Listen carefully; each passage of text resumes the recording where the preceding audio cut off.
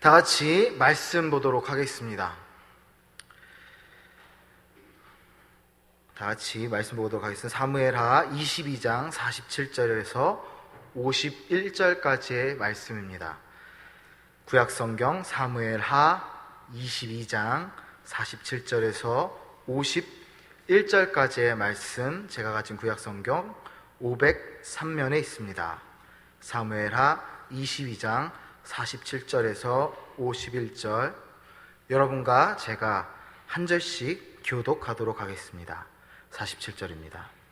여호와의 사심을 두고 나의 반석을 찬송하며 내 구원의 반석이신 하나님을 높일지로다. 이 하나님이 나를 위하여 보복하시고 민족들이 내게 복종하게 하시며 나를 원수들에게서 이끌어내시며 나를 대적하는 자 위에 나를 높이시고 나를 강포한 자에게서 건지시는도다. 이러므로 여호와여, 내가 모든 민족 중에서 주께 감사하며 주의 이름을 찬양하리이다. 우리 다 같이 읽습니다. 여호와께서 그의 왕에게 큰 구원을 주시며 기름 부음 받은 자에게 인자를 베푸시며 영원하도록 다윗과 그 후손에게로다 하였더라. 아멘. 무더운 여름이 한풀 꺾인 것 같습니다. 그렇죠? 네. 제가 땀을 흘리고 있어서 저는 무더운 것 같은데 여러분은 시원하시기 바랍니다. 네. 아침 저녁 쌀쌀해져서 아침 아이들이 기침을 하더라고요. 아, 이제 가을이 왔구나 싶었습니다. 먼저 말씀 전하기 전에 기도하고 우리의 말씀 전하기 원합니다. 기도하겠습니다. 여호와 하나님을 찬양합니다. 우리를 구원하신 예수님, 이 시간 주께서 허락하신 말씀을 함께 나눌 때 전하는 이나 듣는 이나 모두가 하나님 앞에서 감사와 기쁨으로 예배하게 하옵소서. 영원히 주님을 찬양합니다. 예수님의 이름으로 기도합니다. 아멘. 어느덧 8월의 마지막 날이 됐습니다. 이제 1년이 절반 이상, 그 이상 지나간 것 같습니다. 여러분들 한 해 계획 시작하시면서 계획하셨던 일들 얼만큼 이루셨나요? 오늘 이 8월 31일 특세 기간이어서 그런지 굉장히 약간은 흥분되어 있기도 하고 약간은 피곤하기도 합니다. 여러분도 기운 내시고요. 이번 특세 말씀이 전 너무 좋아요. 이 세대를 본받지 말고 정말 우리가 하나님 안에서 세상을 본받는 것이 아니라 하나님을 본받고 승리하기 바랍니다. 오늘 본문은 사무엘하입니다. 사무엘하는 총 3부분으로 구성되어 있는데요. 먼저 1장에서 10장까지는 하나님께서 사울을 대신할 왕으로서 다윗을 세우시고, 또 다윗이 이제 범죄하기 이전에 정치적으로, 군사적으로, 종교적으로, 법적으로 개혁하면서 계속해서 승승장구하며 나라를 이루어가는 내용이 1장부터 10장에 나옵니다. 그리고 이제 사무엘하 11장부터 20장까지는 일부에서 다룬 다윗의 성공이나 번영과는 조금 대조되게 다윗의 범죄, 곧 밧세바 사건, 그리고 그 밧세바 사건에 우리아를 암살하죠. 우리아를 죽게 합니다. 그로 말미암아 다윗과 왕국에 밀어닥친 연속적인 시련에 대해서 다루죠. 끝으로 오늘 본문이 있는 21장부터 24장, 이 내용은요, 일종의 부록입니다. 다윗 왕국의 역사, 사이사이에 있었던 이야기들을 추가로 넣은 내용인데요. 1장에서 20장까지의 내용 중에 전반부가 21장, 22장에 나오는 내용들이 전반부에 있었던 다윗 왕정 초기에 있었던 내용이고, 그 다음에 23, 24장이 다윗 왕정 후기에 다윗이 죽기 전에 있었던 사건을 기록하고 있습니다. 이런 흐름 속에서 21장, 22장의 후반부에 오늘 본문 22장에서 모든 대적의 손에서 구원하신 하나님의 은혜와 섭리의 손길에 대해 다윗이 감사 찬양시를 노래해요. 그게 바로 오늘 본문인 22장입니다. 22장은 10편, 18편과 거의 똑같습니다. 오늘 본문의 다윗의 노래는 약간의 변형을 제외하고는 10편, 18편과 거의 흡사합니다.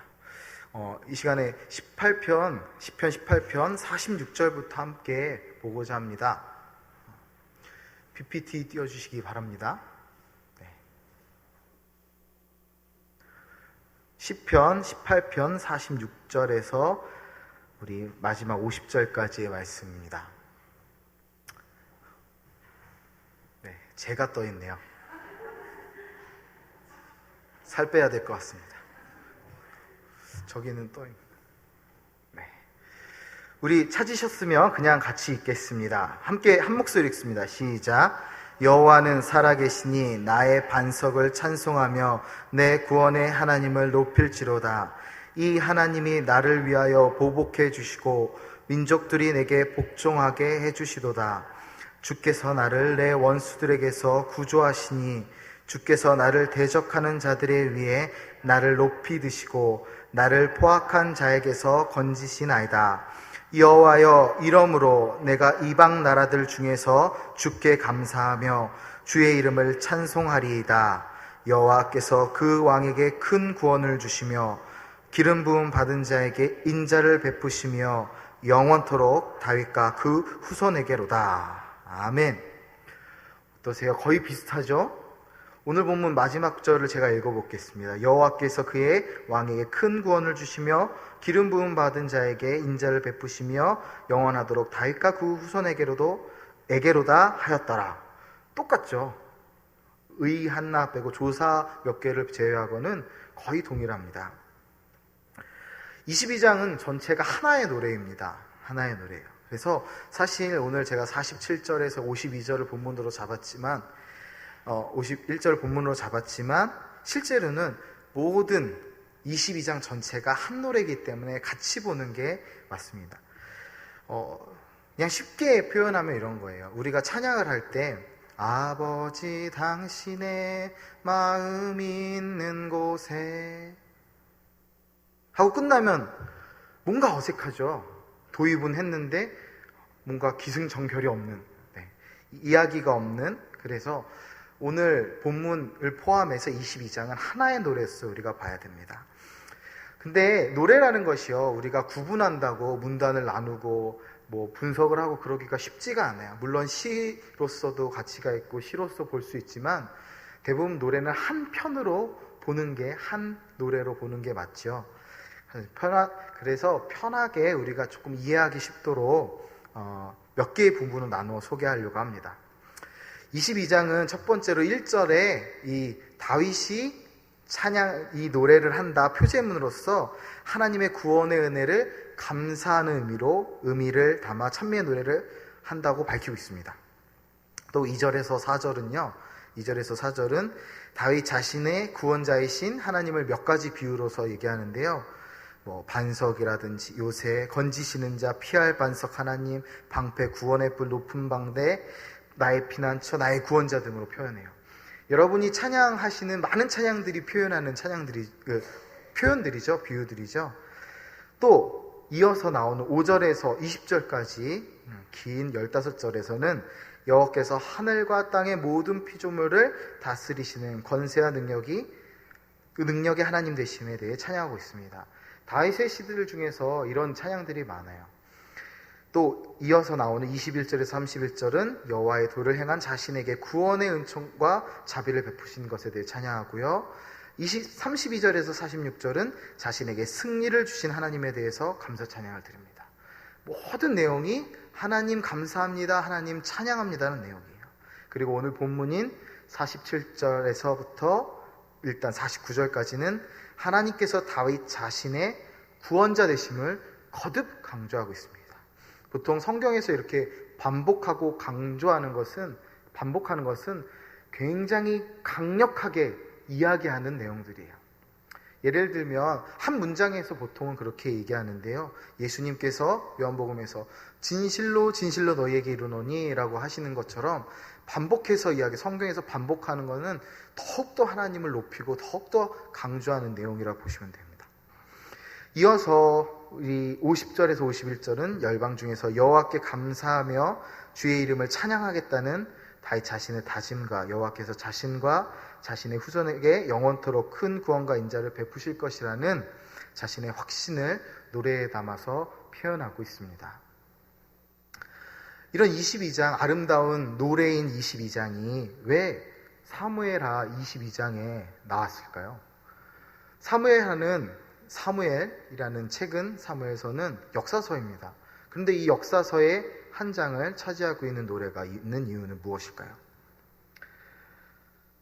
그것은 사무엘서를 읽는 사람들로 하여금요, 이 노래를 통해 다윗과 그리고 다윗이 다스렸던 이스라엘 왕국의 역사를 주관하시는 하나님의 손길, 그 손길을 발견케 하고요. 또 이스라엘 전체 역사 배후에서 이스라엘 역사를 다스리시고 인도하셨던 하나님의 이 구속의 은혜, 섭리를 더욱더 강조하기 위해서 이렇게 시 한 편이, 노래가 있다고 합니다. 우리가 잘 알고 있는 역사서, 그 중에 왕정 체제를 다룬 책은 사무엘서부터 열왕기 상하, 역대 상하까지를 보통 얘기해요. 그런데 재밌는 거는 사무엘 상하와 열왕기 상하는 선지자적인 왕정 체제를 다루고요. 선지자의 관점에서 역대 상하는 제사장적 관점이라고 합니다. 그래서 여러분들이 성경을 읽으실 때 사무엘 상하, 열왕기 상하는 왕들이 잘못한 게 굉장히 많이 나와요. 근데 여러분 선지자 생각하시면 어떠세요? 선지자들은 보통은 멸망을 선포하고 잘못된 것들의 죄에 대해서 회개하러 외치죠. 근데 제사장적인 관점에서 쓰여진 역대상하는 이런 왕들의 잘못에 대해서는 자세하게 나오진 않습니다. 그리고 축복하고 이스라엘의 역사를 통해서 더욱더 희망을 갖도록, 이 역대상하가 쓰여진 시기가 포로기 이후거든요. 많은 아픔들 속에 살았던 이스라엘 백성들이 희망을 얻도록 쓴 책이 역대상하예요. 그래서 사무엘 상하, 열왕기 상하와 역대상하는 그렇게 구분을 해서 우리가 보고 있습니다. 어쨌든 이 두 모든 역사서에서 등장하는 가장 중요한 인물 내지는 존재가 하나님이시죠. 우리가 이러한 이스라엘 역사를 통해서 배워야 할 정수, 그리고 우리 삶의 고백, 하나님이 우리와 함께 하신다, 하나님이 우리의 역사를 주관하신다라는 사실이 바로 22장에 함축되어 들어있다고 볼 수 있습니다. 이러한 위대한 믿음의 선배 다윗을 통해서 주신 이 노래, 이 찬양의 시가 얼마나 감사한지 모릅니다. 우리가 이 찬양의 시만 읽어도요, 우리 삶의 태도에 대해서, 그리고 하나님이 우리를 어떻게 지키시는지에 대해서 너무나 잘 알 수 있습니다. 우리 그럼 더 깊은 교훈으로 들어가기 원합니다. 요번에 리우 올림픽이 있었죠? 리우 올림픽 보셨어요? 예전만큼 올림픽이 이렇게 열정적으로 우리가 보지는 않는 것 같아요. 어찌되었던 우리나라가 금메달 따면 신났죠. 그거는 30년 전이나 지금이나 마찬가지인 것 같습니다. 이 리우 올림픽 경기 중에 가장 인상적이었던 경기가 펜싱 경기, 그 중에 펜싱 경기 중에 박상현 선수의 경기였던 것 같아요. 관중석에서 이제 박상현 선수가 경기를 하다가 지고 있었어요. 근데 이제 아마 브레이크 타임이었던 것 같은데, 그때 지고 있는 박상현 선수가 앉아 있는데 카메라가 이렇게 박상현 선수 비칠 때 관중석에서 지고 있는 박상현 선수를 향해서 할 수 있다! 라고 누가 소리를 지르세요. 근데 저는 그 순간 소름이 돋았습니다. 어떻게 그렇게 들릴 수 있을까? 사실 공연장이라는 곳에 가면요, 많은 사람들이 있고 여러 소음들이 있기 때문에 한 사람의 목소리가 그렇게 크게 들릴 수가 없어요. 그런데 코치조차 포기하고 있던 그 순간 할 수 있다! 라는 그 한마디에 박상현 선수의 입술이 움직입니다. 그래, 할 수 있다, 할 수 있다, 할 수 있다. 그리고 그 다음 경기, 여러분 결과 잘 아시죠? 그야말로 대역전극이 일어납니다. 저는 검도를 했기 때문에 비슷하지만 한 번 지기 시작하면 경기라는 것은요, 흐름을 타요. 그래서 한 번 지기 시작하고 그 점수 내지는 경기 흐름이 벌어지고 격차가 벌어지면 다시 메꾸는 게 그렇게 쉽지 않습니다. 그런데 그 어려운 격차를 단 한 번도 실수하지 않고 박상현 선수가 승리를 합니다. 이 운동 경기라는 것은요, 그 운동 경기에 나가는 순간에 두려움에 휩싸입니다. 예전에 전국체전에 저도 나갔었는데 1회전에서 그 퇴장을 당했거든요. 왜 퇴장당했냐면 굉장히 긴장을 너무 많이 했어요. 근데 그 상대 선수가 중학생이었어요. 저는 초등학교 6학년이고, 근데 계속 그 심판이 자기 뒤쪽에 쓰는 순간에 메롱메롱 하는 거예요. 안 그래도 두렵고 무섭고 긴장하는데 계속 놀리니까 화가 나서 칼로 때려야 되는데 주먹으로 때렸거든요. 이게 다 두려움과 긴장으로 인한 결과죠. 이 운동 경기라든지 어떤 싸움에 들어갈 때 사람들은 두려움에 휩싸입니다. 특히 전쟁이라는 우리에게 슬픈 아픔도 있죠. 그 전쟁이라는 것이 만약에 일어난다 하면 우리는 어마어마한 두려움 속에서 살게 됩니다. 물론 그것을 이기게 하시는 하나님이 계시지요. 오늘 본문 상반절에 보면 앞쪽에 22장 앞쪽에 보면 다윗이 성벽을 향해 달려가는 모습이 나옵니다. 자, 어떻게 그렇게 할 수 있을까요? 다윗이 말을 타고 성벽을 향해 달려갑니다. 성벽은 인간이 무너뜨릴 수 있는, 그것도 한 사람이 무너뜨릴 수 있는 존재가 아니죠. 그런데 다윗은 힘차게 성벽을 향해 달려갑니다. 어떻게 그런 힘이 날 수 있었을까요? 오늘 본문 위에 있는 30절 말씀을 우리 함께 읽었으면 좋겠습니다. 오늘 사무엘 하 22장 30절 말씀 여러분과 한 목소리로 읽겠습니다. 30절입니다. 시작. 내가 주를 의뢰하고 적진으로 달리며 내 하나님을 의지하고 성벽을 뛰어넘나이다. 아멘.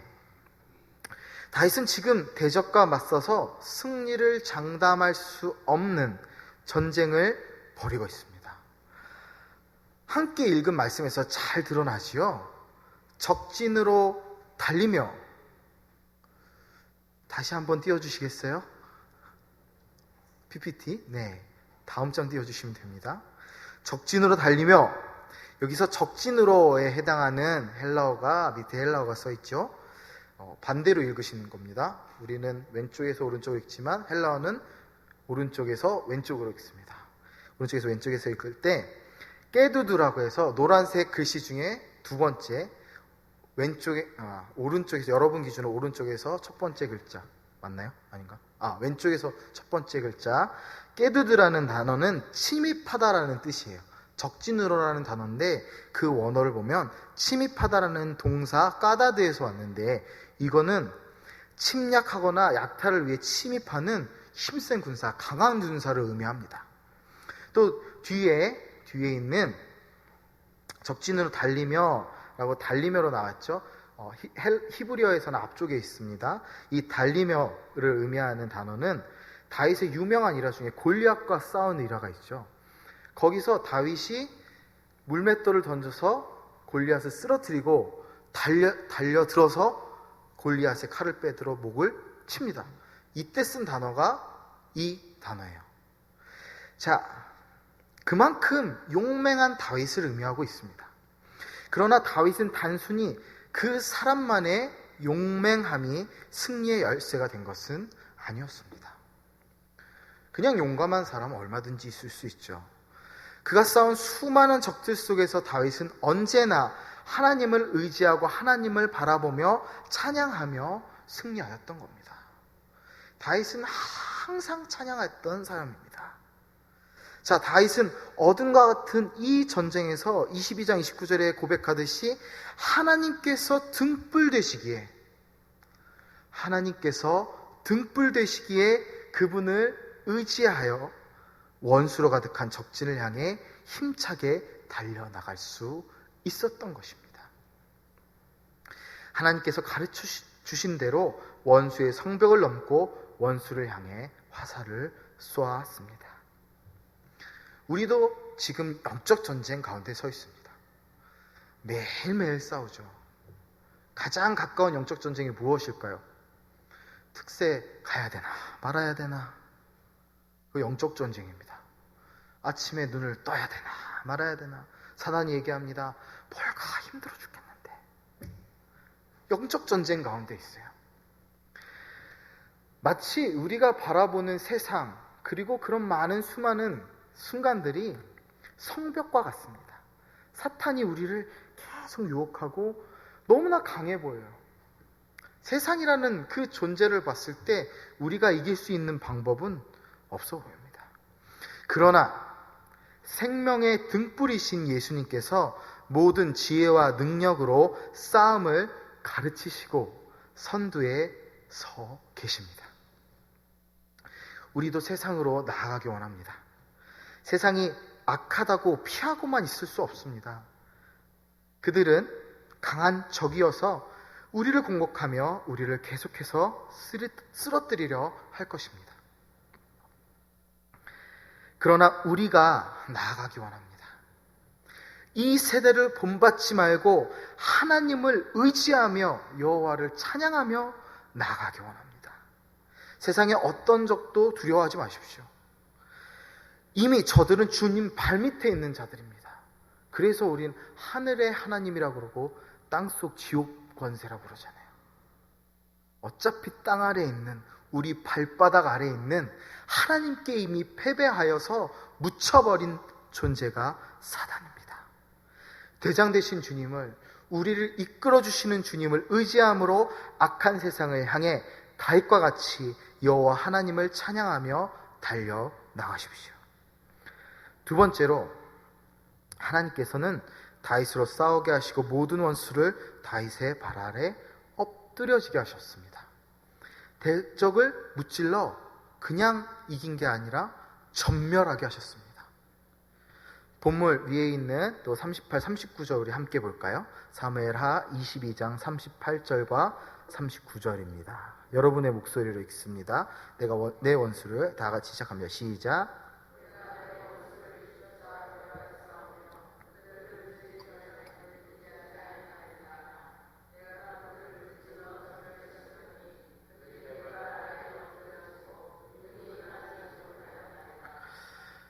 아멘. 이 말씀에서 다윗은 원수를 뒤쫓아 멸하였다, 전멸시켰다라고 이야기합니다. 뒤쫓았다는 거, 분명 앞에 30절 읽었을 때는 어떤 적이었어요? 강대한 적, 성벽을 향해 달려갔죠? 그런데 이 적을 뒤쫓았다는 겁니다. 추격했다는 거예요. 그래서 멸하였답니다. 그들이 도망갔다는 얘기예요. 누구에게? 다윗에게. 더 궁극적으로는 하나님께로부터 원수들이 도망쳤다는 겁니다. 무서워서, 패배했기 때문에. 적군을 완전히 박살내버렸다는 얘기죠. 너무나 멋지고 너무나 감사한 일 아닙니까? 하나님이 함께 하셨기 때문에 다윗은 이렇게 승리할 수 있었던 겁니다. 누구의 능력일까요? 하나님의 능력입니다. 자, 이 승리의 소식을 들은 모든 이방인은 다윗 앞에 나와 굴복하고 그를 섬깁니다. 다시 22장 45, 46절을 함께 봅니다. 22장 45절, 46절입니다. 다 같이 읽습니다. 시작. 이방인들이 내게 굴복하며 그들이 내 소문을 귀로 듣고 곧 내게 순복하리로다. 이방인들이 쇠약하여 나오리로다. 아멘. 하나님 앞에 절대적으로 순종했던 다윗, 그 이후 원수가, 이방인들이 다윗 앞에 굴복하였다고 합니다. 이는 모든 싸움에서 하나님께서 주시는 승리를 얻었기 때문입니다. 우리와 함께 하시는 하나님께서 모든 원수를 다 멸하실 것입니다. 또한 교회가 이 승리의 복음을 선포할 때마다 온 열방은 왕이신 주님 앞에서 굴복하며 주님 앞에 엎드려져 그분을 섬기게 될 것입니다. 다윗은 그런 하나님을 찬양하고 있습니다. 요즘처럼 살기 어려운 세대가 없죠. 단군 이래라고 얘기합니다. 못하는 것도 참 많습니다. 요즘 취업도 못하고 어디 가지도 못하고 하지도 못하고 못하는 게 참 많은 세대예요. 청년들이 희망을 많이 잃고 있습니다. 그래도 예전에는 4년제 대학 정도 나오면 중견기업 이상은 취직했었는데 요즘은 대부분이 4년제 대학을 나와서 그런지 아니면 다른 이유에서인지 4년제 대학 나왔다고 취업하는 게 쉽지 않은 세대예요. 어떤 친구들은 부모님을 잘 만나면 성공할 수 있다고 얘기합니다. 그래서 어차피 발버둥 쳐봐야 나는 흙수저니까 라고 포기하고 있습니다. 슬픈 이야기죠. 헬조선. 너무나 슬픈 얘기입니다. 어떻게 지옥 같은 나라라고 얘기를 할까요? 그러나 반대로 또 보면요, 너무나 결핍이 없는 세대입니다. 풍족해도 이렇게 풍족할 수 있을까요? 80만 원 세대라고 몇 년 전에 이야기했죠. 그런데 여러분, 우리 청년들 혹은 성도님들이 사용하시는 휴대폰의 가격이 대부분이 6, 70만 원 호가입니다. 물론 아닌 휴대폰을 쓰시기도 하죠. 스마트폰은 보통 6, 70만 원 호가입니다. 풍족한 세대예요. 오히려 결핍이 너무 없습니다. 여기 계신 많은 성도님들, 사랑하는 부모님들, 어머니, 아버지들은 보릿고개를 넘으시면서 사셨잖아요. 끼니 걱정하시며 사셨잖아요. 근데 요즘은 끼니 걱정하는 젊은이들은 그렇게 많지 않습니다. 여러분, 괴로워하고 넘어지고 있습니다. 쓰러져서 일어나지 않으려고 해요. 결핍이 다른 것에 대해서만 얘기해요. 내가 직장 못 간 게 결핍이라고. 글쎄요, 못 간 것만 결핍일까요? 내가 추구해야 될 것이 무엇인지 모르는 것이 문제 아닐까요? 결핍이 없는 세대. 여러분, 이런 세대에 더 이상 넘어져서는 안 됩니다. 이 세대를 원망하고 교회를 원망하고 나라를 원망하고 그렇게 원망만 해서는 살 수 없습니다. 설 수 없습니다. 이길 수 없습니다. 반드시 움직여야 합니다. 하나님이 이미 승리하셨기에 우리의 적을 전멸시키셨기 때문에 우리는 담대히 서서 나아가기만 하면 됩니다. 우리는 성공을 위해 돈 잘 버는 법, 또 학생들은 공부 잘하는 법 막 찾아보죠. 요즘 공신에서 공부의 신, 무슨 신, 뭐 직장의 신, 하나님이 너무 많아요. 다 거짓 신입니다. 그런데 그것들 보고 그것들만 찾아가요. 유명 강사 나왔다 하면 그냥 눈에 불을 밝히고 봅니다. 깨알같이 수첩에 적어요. 근데 얼마 전에 공부의 신이라는 그 별명을 갖고 있는 친구 하나가 동영상에서 그렇게 얘기하더라고요. 여러분, 공부하는 법 많이 보시죠? 제 강의 많이 보시죠? 한번 보셨으면 그만 보세요. 여러분의 문제가 뭔지 아십니까? 공부하는 법은 보는데 공부는 안 합니다. 공부는 안 돼요. 중국의 유명한 CEO 중에 알리바바라는 기업의 CEO 마윈이라는 사람이 있습니다. 이 사람도 똑같은 얘기를 했어요. 일자리가 없다고 안 돼요. 중국도 좀 문제가 있나 봐요. 일자리가 없다고, 돈이 없다고 합니다. 그런데 문제가 뭔지 아십니까, 여러분? 그리고 한 얘기가 여러분이 여러분의 일을 안 하기 때문입니다. 굉장히 충격적인 얘기죠. 내가 해야 할 일을 찾지 못하고, 내가 하고자 하는 일을 찾지 못하고 그냥 방황하고 목적이 그저 그냥 먹고 사는 대로 한정되어 있기 때문에 일이 의미가 없고 그저 쳇바퀴 도는 경우가 너무나 많기 때문에 이런 이야기가 나오는 거죠. 아무리 돈 잘 버는 법 봐도요, 우리가 일하고 열심히 일하고 성실히 일하고 견디고 인내해야지 지갑이 채워지고 곳간이 채워지는 겁니다. 여러분, 움직이십시오. 우리 일해야 됩니다. 교회가 부흥하려면 여러분들이 일하셔야 합니다. 여러분, 편안한 교회에 있을 수 없습니다. 일하지 않는 교회 망합니다. 움직이지 않는 교회 쓰러집니다. 고여있는 물이 썩어서 악취를 풍기듯이 우리는 계속 움직이고 역동적으로 살아야 합니다. 그래야지 부흥합니다. 그리고 교회에서만 역동적으로 움직이는 것이 아니라 그 역동적인 열정 가지고 세상에 나가서 싸워야 합니다. 움직여야 합니다. 세상에게 이야기해야 됩니다. 예수님 믿으세요. 주님만이 길입니다. 진리입니다. 주님은 사랑이십니다. 예수님을 통해 우리는 아름다운 나라 이룰 수 있습니다. 천국을 이룹시다. 하나님의 나라를 구합시다. 우리 얘기해야 합니다. 독일의 정치가이자 시인이며 과학자인 괴테가 이렇게 이야기했습니다. 시작하기 전에는 늘 망설임, 머뭇거림, 물러서고 싶은 마음이 있다. 하지만 일단 뛰어들면 그만둘 수 없는 이유가 무수히 생겨난다. 지금 당장 시작하라. 여러분 혹시 교회에서 무언가 하고 싶으신 일들이 있으십니까? 움직이십시오. 만약 없으십니까? 하고 싶은 일 달라고 구하십시오. 섬길 곳 달라고 구하십시오. 여러분 교회는 앉아서 쉬는 곳만은 아닙니다. 움직여야 됩니다. 하나님은 우리에게 살아갈 법을 주십니다. 하나님은 우리에게 길을 보여주세요. 이미 승리하신 하나님만 의지하십시오. 이미 살아계시고 역사하시고 승리하신 하나님만 의지하면 우리는 못할 일이 없습니다. 여러분 그분의 의지에, 그분의 역사하심에 반응하십시오. 영주교회에서 가장 취약한 점, 죄송한 말씀이지만 리액션이 없습니다.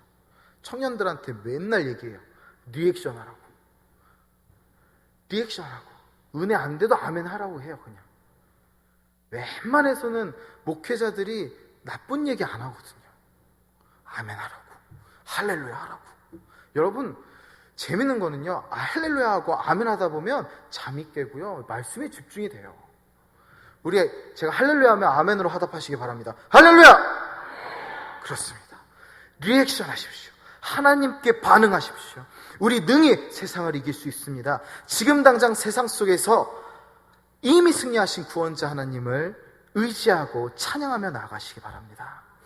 마지막으로 다윗은 모든 원수와 싸우게 하시고 완전한 승리를, 구원을 주신 하나님을 오늘 본문에서 찬양하죠. 계속해서 반복해서 찬양해요. 그 편생에 계속해서 하나님이 나의 구원이시다, 여호와 하나님을 찬양하라라고 얘기합니다. 반석이신 하나님을 찬송하며 구원이신 하나님을 높입니다. 모든 대적에서 건져서 놀라운 큰 구원을 이루신 하나님을, 그 이름을 감사하며 찬양하고 있습니다. 우리는 세상의 지배 아래 살던 사람들입니다. 원수 사탄의 지배 아래 살던 사람들입니다. 그러나 하나님은 그분의 아들을 통해 모든 원수의 권세를 깨뜨리고 그 가운데서 우리를 구원하셔서 하나님의 거룩한 전쟁을 싸워 승리하게 하시는 주의 군사 삼으셨습니다. 우리는 영원한 구원의 반석이신 하나님을, 원수를 멸하고 승리하게 하신 하나님께 감사하며 찬양하며 영광과 존귀를 올려드려야 합니다. 인자와 사랑을 베푸셔서 영원한 나라로 이끄시는 하나님만 경배하십시오. 그 어떤 순간에도 말입니다. 이제 우리 적진을 향해 담대히 달려가기 원합니다. 무엇이 두렵습니까? 두려울 거 하나 없습니다. 덤벼라, 내가 능히 너희를 이기리라. 나의 주 만군의 여호와의 이름으로, 나를 구원하신 여호와의 이름을 찬양할지어다. 여러분의 평생에 고백하십시오. 능히 이길 수 있습니다. 우리에게는 승리뿐입니다. 주님이 주시는 승리의 기운을 날마다 누리며 소망하기 원합니다. 이 큰 구원의 승리를 하나님의 이름을 영원히 높이며 나가는 우리가 되기를 주님의 이름으로 축복하고 기도합니다.